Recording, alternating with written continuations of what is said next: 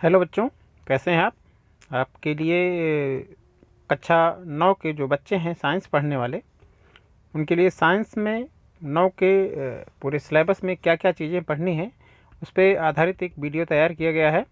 और इस उद्देश्य से तैयार किया गया है कि आपको अपना सिलेबस पढ़ने से पूर्व यह क्लियर हो जाए कि क्या क्या चीज़ें पूरे साल में आपको तैयार करनी है, उन चीज़ों में क्या समझना है। मतलब एक आउटलाइन खाका जो है, बाहरी ढांचा जो होता है जिसे हम कह सकते हैं, वह आपके दिमाग में सेट रहे कि आपको पूरे साल में क्या क्या पढ़ना है। इस उद्देश्य से यह आपका जो वीडियो है वह बनाया गया है कि आपको पूरे साल में जो 9th का पाठ्यक्रम है उसमें क्या पढ़ना है, या बेहतर तरीके से आपके लिए समझने में आसानी हो। तो चलिए शुरू करते हैं कि आपके 9th के सिलेबस में क्या क्या चीज़ें आपको पढ़नी है। पहली चीज़, जो आपका पूरा 9th का जो पाठ्यक्रम है वह कुल मिला के उसे हम 4 हिस्सों में अपने अध्ययन की सुविधा की दृष्टि से 4 हिस्सों में हम बांट सकते हैं।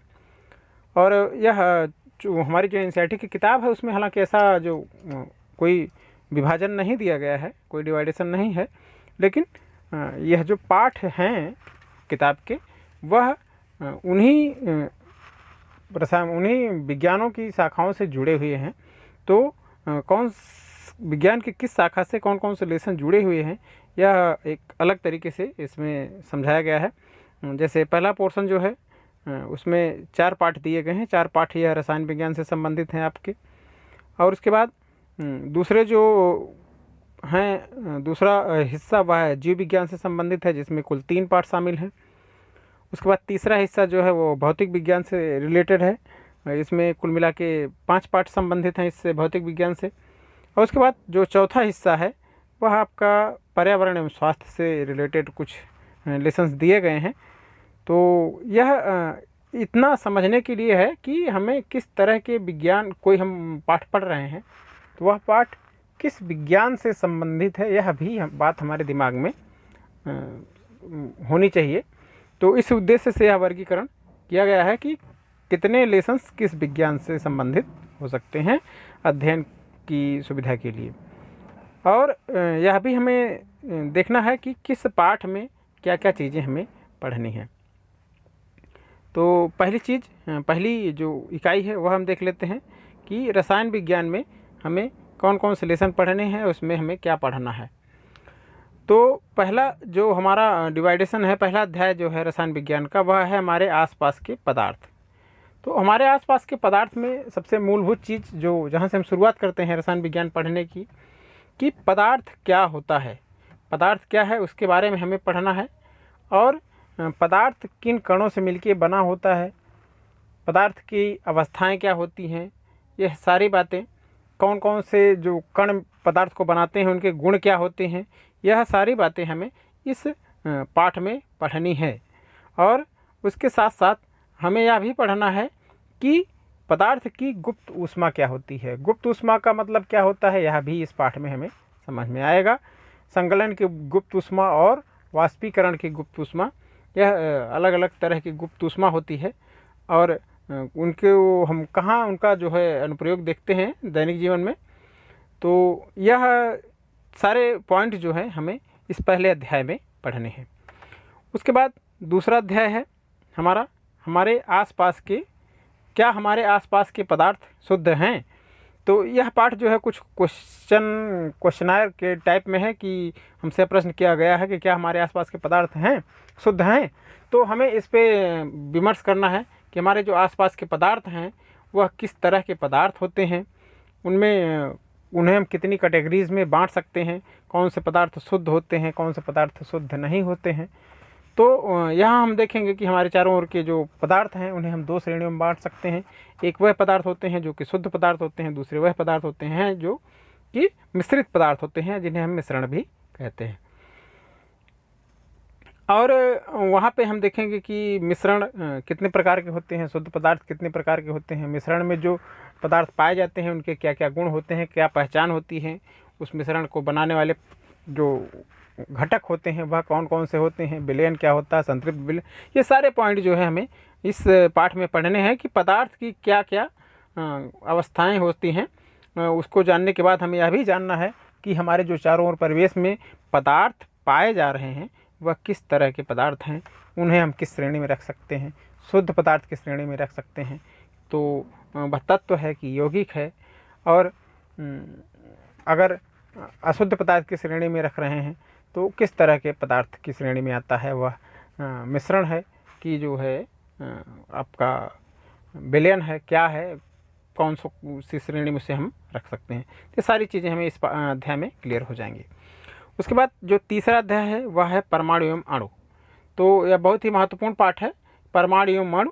हमने पदार्थ की बाह्य अवस्था के बारे में देखा, पदार्थ के गुण के बारे में देखा, वह शुद्ध है अथवा अशुद्ध है, वह पदार्थ किन चीज़ों से बना हुआ है। यह एक बहुत बेसिक पार्ट है, बहुत ही मूलभूत पार्ट है, जिसे आपको बहुत अच्छे से पढ़ना है कि परमाणु क्या होता है। जितने भी हमारे चारों ओर के पदार्थ हैं वह सभी परमाणु एवं अणुओं से मिलकर बने हुए होते हैं। तो हमें इस पाठ में यह जानना है कि परमाणु क्या होते हैं, परमाणु की परिभाषा क्या होती है, परमाणु के गुण क्या होते हैं, अणु क्या होते हैं, अणु की परिभाषा क्या होती है, उसका गुण क्या होता है। इस पाठ में जो टॉपिक्स हमको मिलेंगे वह होंगे रासायनिक संयोजन के नियम, कौन कौन से वह नियम हैं जिनसे रासायनिक संयोजन होता है, और दूसरा आयन क्या होते हैं, यह हमें इस पाठ में एक पॉइंट है, और रासायनिक सूत्र कैसे लिखते हैं यह भी हमें इस पाठ में सीखना है। उसके बाद थोड़ा सा आणविक द्रव्यमान क्या होता है, उसको उस पर आधारित मोल क्या होता है, मोल की एक छोटी सी संकल्पना हमें परमाणु एवं अणु के पाठ में देखनी है। तो ये सारे पॉइंट हमें इस पाठ में देखने हैं तीसरे अध्याय में। और इसके बाद हम देखेंगे चौथा पाठ, अध्याय 4, आणविक परमाणु की संरचना। तो परमाणु क्या होता है इसके बारे में हम पढ़ लिया।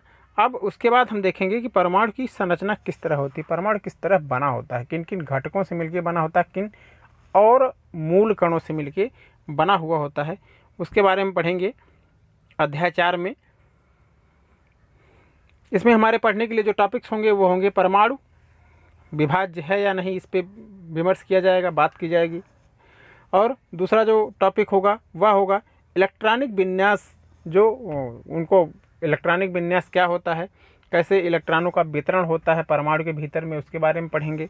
और फिर संयोजी इलेक्ट्रॉन क्या होते हैं तथा संयोजकता के बारे में बहुत ही इंपॉर्टेंट टॉपिक है संयोजकता, उसको हम इसमें पढ़ेंगे परमाणु की संरचना में। तो यह सारे टॉपिक हमें अध्याय 4 में पढ़ने हैं। तो यह रसायन विज्ञान से संबंधित पोर्शन हमारा होगा हमारे 9th के सिलेबस में।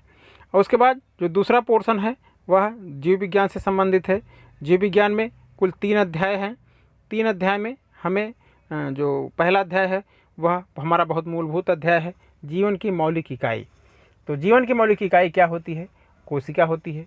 कोशिका की संरचना किस तरह होती है, कौन कौन से कोशिकांग किस मिल करके जो है कोशिका की संरचना करते हैं, उन सब चीज़ों के बारे में एक जो जीव है उसको बनाने वाली जो सबसे महत्वपूर्ण यूनिट है, जिनके जुड़ने से जीव बनता है, उस इकाई के बारे में हमें जानना है कि उसके क्या गुण होते हैं, वह किस तरह होती है। अगर हम उस इकाई के बारे में समझते हैं तो समझिए एक पूरे जीव के बारे में, उसके जीव के गुणों के बारे में हम समझ जाएंगे। अगर हमें जीव विज्ञान का कोई मूलभूत पाठ अगर पूछा जाए तो वह यही है, जीवन की मौलिक इकाई कोशिका। बहुत से बच्चे बीएससी कर लेते हैं, एमएससी कर लेते हैं, लेकिन वह कोशिका की मूलभूत जो परिभाषा है या मूलभूत जो गुण है उसको ध्यान नहीं देते हैं।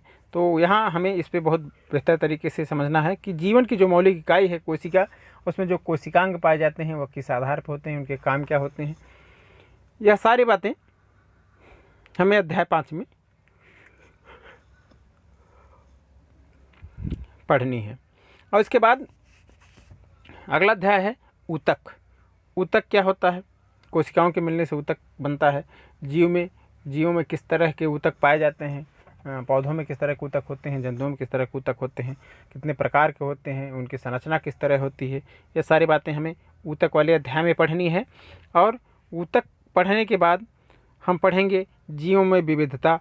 मूल रूप से जो वर्गीकरण का पोर्शन है वह जीवों में विविधता संबंधित है। कितने तरह के विविध जीव हमारे पर्यावरण में चारों ओर दिखाई दे रहे हैं, उन्हें किस तरह हम समूहों में रख के कितनी विविधता देख सकते हैं, कितने तरह की विविधता हमारे चारों ओर फैली हुई है, जीवों के कितने प्रकार हमारे चारों ओर फैले हुए हैं, वह हमें इस अध्याय 7 में पढ़ना है।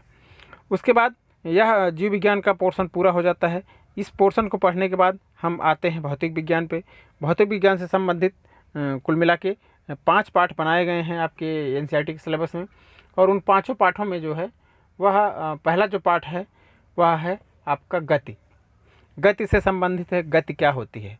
तो यह पहला ही पॉइंट है हमें कि गति क्या होती है, इसके बारे में हमें इस पाठ में समझना है कि किस तरह गति होती है, गति के पीछे क्या मूलभूत नियम होते हैं। और उसके बाद पढ़ेंगे कि दिशा के साथ चाल और वेग, यह एक पॉइंट होगा इसमें। और उसके बाद पढ़ेंगे गति के कुछ समीकरण दिए गए हैं, मौलिक समीकरण जिन पे आधारित गति के किसी भी सवाल को हम हल कर सकते हैं, तो उसके बारे में पढ़ना है। ये सारी चीज़ें हमें गति के पाठ में पढ़नी है। उसके बाद अगला अध्याय हमारा होगा बल तथा गति के नियम। बल तथा गति के नियम में हमें यह देखना है कि बल की परिभाषा, बल क्या होता है यह हम समझेंगे। बल सुनते तो बहुत हैं, लेकिन बल क्या होता है इसको हम परिभाषित करेंगे कि बल वास्तव में क्या है। तो बल की परिभाषा देखेंगे और गति के तृतीय नियम को पढ़ेंगे। तीसरा नियम क्या होता है उसके बारे में पढ़ना है इस पाठ में। फिर उसके बाद चूंकि पहला और 2 नियम हम पहले गति वाले पाठ में पढ़ चुके हैं, तो गति के तृतीय नियम को हम बल तथा गति के नियम में पढ़ेंगे। तो तीनों जो है चीज़ें इसमें क्लियर हो जाएंगी। तो बल तथा गति के पाठ के बाद हम अगला पाठ जो पढ़ेंगे वह होगा हमारा गुरुत्वाकर्षण। तो गुरुत्वाकर्षण क्या है, सबसे पहले इसके बारे में जानेंगे।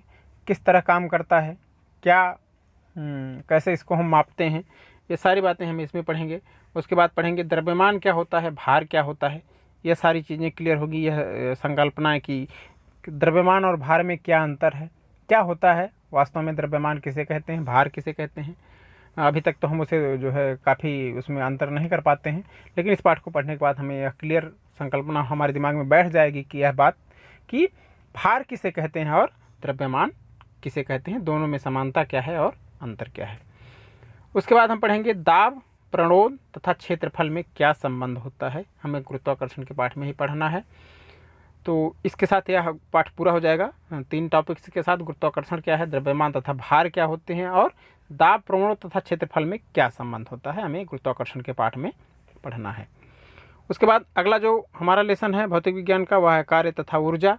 कार्य तथा ऊर्जा के पाठ में हमें सबसे पहले यह पढ़ना है कि कार्य की परिभाषा क्या होती है, और कार्य की परिभाषा की जो वैज्ञानिक संकल्पना होती है, जिसे हम विज्ञान की भाषा में कार्य कहते हैं, वह हमें इस पाठ में समझ में आ जाएगा और उसके बारे में हमें पढ़ना है। उसके बाद ऊर्जा क्या होती है, क्योंकि पाठ का नाम ही कार्य तथा ऊर्जा है, तो कार्य के बारे में पढ़ने के बाद हम पढ़ेंगे ऊर्जा के बारे में कि ऊर्जा क्या होती है, कितने प्रकार की होती है, यह हमें इस पाठ में पढ़ना है। और ऊर्जा, अगला हमारा टॉपिक होगा ऊर्जा के संरक्षण के कौन कौन से नियम होते हैं। तो यह सारी चीज़ें हमें इस पाठ में पढ़नी है, पूरे पाठ की समरी है। और उसके बाद जो अंतिम पाठ है भौतिक विज्ञान से संबंधित, वह ध्वनि से संबंधित है, ध्वनि का पाठ है। ध्वनि के पाठ में हम पढ़ेंगे कि ध्वनि क्या होती है, किसे हम ध्वनि कहते हैं, कैसे उत्पन्न होती है। उसके बाद हम देखेंगे कि ध्वनि जो हमारे हम तक पहुंचती है तरंगों के माध्यम से, जो ध्वनि तरंगें होती हैं उनका क्या लक्षण होता है, क्या उनकी पहचान होती है, प्रमुख गुण क्या होते हैं ध्वनि तरंगों के। उसके बाद एक ध्वनि का गुण होता है अनुरणन, उसके बारे में पढ़ा जाएगा इस पाठ में कि अनुरणन क्या होता है, कहाँ उत्पन्न होता है, कैसे वो जो है उसके लिए क्या क्या परिस्थितियाँ होनी चाहिए। तो यह सारी चीज़ें में भौतिक विज्ञान के पोर्शन में हम पढ़ेंगे। उसके बाद हमारा अंतिम और चौथा पोर्शन है पर्यावरण एवं स्वास्थ्य। तो पर्यावरण स्वास्थ्य के पोर्शन में हमें यह पढ़ना है कि हम बीमार क्या होते हैं, वह कौन कौन से कारक होते हैं जिनसे हम बीमार होते हैं, उनसे हम कैसे बच सकते हैं, उन बीमारियों को उत्पन्न करने वाले कारक, बीमारियां फैलाने वाले कारक, ये सारी बातें हमें इस पाठ में पढ़नी है कि हम बीमार क्यों होते हैं, कौन कौन से कारक होते हैं, क्यों हम किन कारकों से हम बीमारी हमारे शरीर में उत्पन्न होती है। तो हमें इस पाठ में पढ़ना है कि हम बीमार क्यों होते हैं। उसके बाद हमारा जो अगला पाठ है वह है प्राकृतिक संपदा। प्राकृतिक संपदा के बारे में पढ़ेंगे कि प्राकृतिक संपदा क्या होती है इस पाठ में। प्राकृतिक संपदा, जो चीज़ें प्रकृति से हमें प्राप्त होती हैं वो प्राकृतिक संपदा कहलाती हैं। तो कौन कौन से संसाधन हैं, कहाँ कहाँ से हमें वह चीज़ें प्राप्त होती हैं, किन किन स्रोतों से, तो उन सारे स्रोतों के बारे में इसमें पढ़ा जाएगा प्राकृतिक संपदा के पाठ में।